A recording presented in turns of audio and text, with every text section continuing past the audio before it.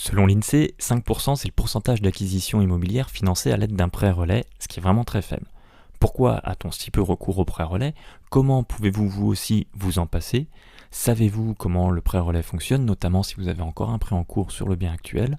Combien coûte ce type de prêt et quelles sont les choses à savoir ? C'est justement ce que nous allons voir ensemble aujourd'hui.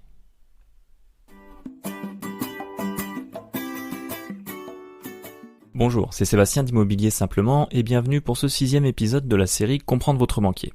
Si vous êtes déjà propriétaire d'un bien immobilier, vous pouvez avoir besoin de le vendre pour en acheter un nouveau. Vous pouvez, dans ce cas, avoir besoin d'un prêt relais. Un prêt relais, c'est tout simplement une avance faite par la banque sous forme d'un crédit sur le futur apport que vous allez avoir. Futur apport qui découle de la vente d'un bien immobilier dont vous êtes déjà propriétaire.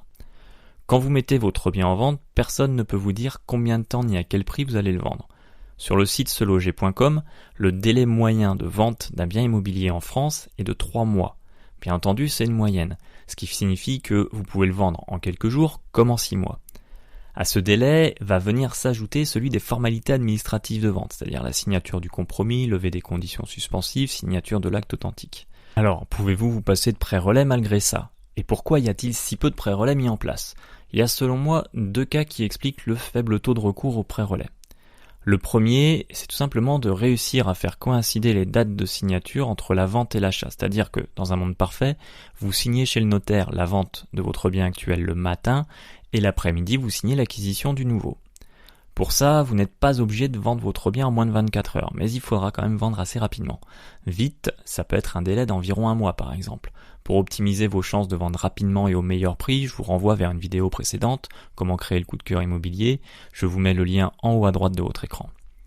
Il faut savoir que le délai moyen entre la signature d'un compromis de vente et la signature définitive chez le notaire est d'environ 3 mois. Ça sera approximativement le même délai pour la vente de votre bien comme pour l'acquisition du nouveau. Mais si vous trouvez un bien que vous voulez acheter, que vous n'avez pas encore eu le temps de vendre votre logement actuel, vous pouvez très bien négocier avec le vendeur un délai supplémentaire pour vous laisser le temps de vendre le vôtre. De la même manière, si vous mettez votre bien en vente et que vous avez un acquéreur rapidement, vous pouvez demander une date butoir de vente à 5 ou 6 mois après la date de signature du compromis pour vous laisser le temps de trouver un nouveau logement. Sachant que si vous arrivez à trouver rapidement, il est tout à fait possible d'avancer la date de signature, si vendeur et acquéreur sont d'accord bien entendu. Le second cas dans lequel vous pouvez vous passer d'un prêt relais est si vous mettez votre bien en location. Dans ce cas, il est très important de refaire le point avec votre banquier pour recalculer votre nouvelle capacité d'emprunt en tenant compte des revenus locatifs et des éventuelles charges de crédit restantes. C'est ce que j'ai fait personnellement pour chaque nouvel achat de résidence principale. J'ai toujours mis en location mon ancien bien pour éviter le prêt relais. Pour ça, il est vraiment primordial de ne pas s'endetter au maximum quand vous achetez afin de garder une marge pour les futures opérations et surtout de faire une très bonne affaire à l'achat. Le but étant de dégager un rendement locatif le plus important possible. Si toutefois vous ne pouvez pas vous retrouver dans l'un de ces 2 cas, voilà comment se passe un prêt relais. Nous avons vu que le prêt relais est une avance de la banque sur le futur apport que vous allez avoir lié à la vente de votre bien actuel. C'est donc un vrai avantage pour le nouvel achat que de pouvoir bénéficier d'un apport que vous n'avez pas encore. Mais qui dit prêt, dit intérêt. Le prêt relais n'est pas gratuit et surtout il comporte certains risques qu'il est important de connaître. À noter que le taux du prêt relais est généralement plus élevé que le taux d'un prêt classique. Il faut compter de 0,10 à 0,30 de plus. Le prêt relais est un crédit court. Il est généralement sur une durée de 12 mois. Il peut toutefois être prorogé jusqu'à 12 mois supplémentaires pour le porter sur une durée totale de 24 mois au maximum, mais ce n'est ni systématique ni obligatoire. Surtout, si vous en arrivez là, ça veut dire que vous avez un problème. Votre problème, c'est que vous n'arrivez pas à vendre votre bien. Et pourquoi vous n'arrivez pas à vendre votre bien ? Tout simplement parce qu'il est trop cher. Attention donc aux estimations un peu trop flatteuses de certaines agences immobilières. N'hésitez pas à le faire estimer par plusieurs agences si besoin. Essayez de garder un prix dans la cohérence du marché pour vraiment le vendre le plus rapidement possible. Vous y gagnerez forcément au final. Pendant la période de prêt relais, vous devrez payer des intérêts intercalaires, c'est-à-dire des intérêts sur le montant débloqué par la banque sur la période de prêt relais. En plus, vous aurez l'assurance du crédit à payer. L'assurance reste généralement à payer dès l'acceptation de l'offre de prêt. Le montant du prêt relais est généralement de l'ordre de 70% du prix de vente estimé. Mais il existe des banques qui peuvent proposer des prêts relais à hauteur de 50% seulement et d'autres qui peuvent monter jusqu'à 80%. Il est donc important de bien choisir sa banque dès le départ. Pourquoi la banque prend cette marge ? Tout simplement parce que personne, je dis bien personne, ne peut savoir à quel prix vous allez vendre votre bien en définitive. C'est aussi une protection pour vous. Le prêt relais peut prendre différentes formes. On a ce qu'on appelle le prêt relais sec, c'est-à-dire que vous avez besoin uniquement d'un prêt relais sans prêt complémentaire, c'est le cas le plus simple. Les banques n'aiment pas vraiment ce type de prêt puisqu'elle ne permet pas de capter un client sur du long terme. Je vous donne un exemple. Vous achetez un bien à 140 000 euros et vous vendez un bien à 200 000 euros sans crédit. Le montant du prêt relais est à hauteur de 70% du prix de vente, soit 200 000 fois 70%, ce qui fait 140 000. Ces 140 000 couvrent le coût de la nouvelle acquisition, vous n'avez donc pas besoin de prêt complémentaire, c'est un prêt relais sec.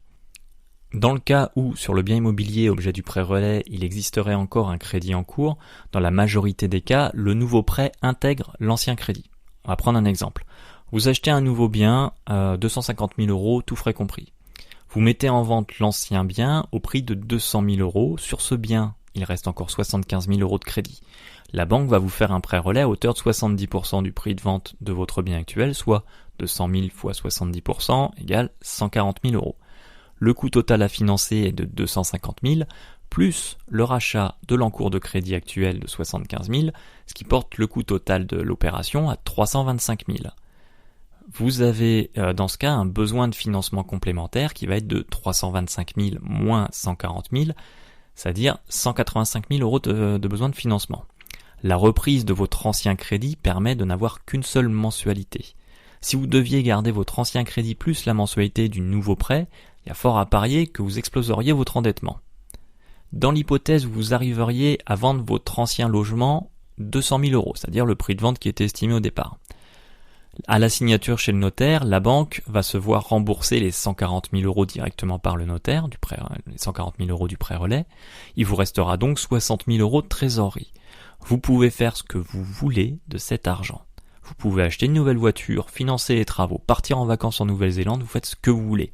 Vous pouvez aussi choisir de réinjecter cette trésorerie dans le crédit immobilier pour le réduire à hauteur de 125 000 euros. Le calcul des intérêts intercalaires est plutôt simple. C'est tout simplement le montant de votre prêt relais multiplié par le taux d'emprunt annuel divisé par 12. Par exemple, le prêt relais de 140 000 euros, dans l'hypothèse d'un taux à 3%, les intérêts intercalaires sont donc de 140 000 fois 3%, ce qui vous donne 4 200 euros d'intérêt à l'année, divisé par 12, ça vous ramène à 350 euros d'intérêt par mois. Pendant la période de prêt relais, vous avez la possibilité de demander un différé total pour ne payer les intérêts intercalaires qu'au moment de la vente du bien objet du prêt relais. Pour compléter ce qu'on vient de voir, je vais vous donner quelques points à connaître. Le premier, c'est que la banque ne demande généralement pas de garantie sur le prêt relais. Elle fait simplement une promesse d'affectation hypothécaire. Vous n'avez donc pas de frais pour la prise d'une garantie type caution crédit logement par exemple, ou d'une hypothèque.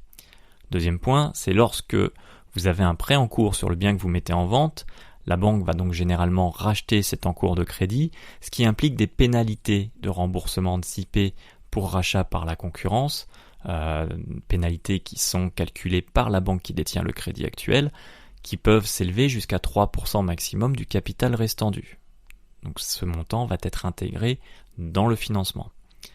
À noter que, le troisième point, il n'y a pas de pénalité de remboursement anticipé sur un prêt relais. Généralement, il n'y en a pas non plus sur le prêt complémentaire lorsque vous décidez d'utiliser la différence entre le prix de vente définitif et le montant du prêt relais pour réduire votre prêt complémentaire. Quatrième et dernier point, pour rassurer la banque sur la mise en place de votre prêt relais, vous pouvez joindre à votre dossier 2 ou 3 estimations d'agence immobilière et un mandat de vente exclusif. Pourquoi un mandat de vente exclusif ? Tout simplement parce que les banques savent qu'avec ce type de mandat, les biens sont vendus plus rapidement par les agences immobilières. C'est non seulement rassurant pour la banque, mais ça peut également éventuellement vous permettre d'éviter d'avoir recours à un prêt relais. Donc si vous voulez mettre votre bien en vente par le biais d'une agence, mettez-le uniquement dans une seule agence, mais signez un mandat de vente exclusif. L'agence mettra tout en œuvre pour que le bien soit vendu le plus rapidement possible. Nous avons fait le tour du prêt relais, j'espère que cette vidéo vous a apporté des précisions utiles. Je vous dis à bientôt pour une nouvelle vidéo.